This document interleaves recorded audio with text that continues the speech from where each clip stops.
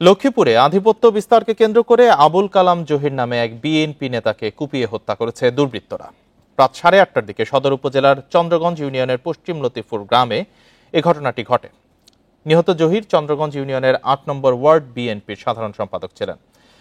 স্থানীয়দের বরাত দিয়ে পুলিশ জানায়, জহিরের সাথে ছাত্রদল কর্মী ছোট কাউসারের সাথে আধিপত্য বিস্তার ও অন্তকন্দল চলে আসছিল। অভিযোগ রয়েছে, জহির মাদক ব্যবসা সহ নানা অপকর্মের সাথে জড়িত। তার প্রতিপক্ষের সঙ্গে আধিপত্য বিস্তারকে কেন্দ্র করেই তাকে কুপিয়ে হত্যা করা হয়েছে বলে ধারণা পুলিশের। এ ঘটনার পর এলাকায় আতঙ্ক বিরাজ করছে। এছাড়া ঘটনাস্থলে অতিরিক্ত পুলিশ মোতায়েন রয়েছে।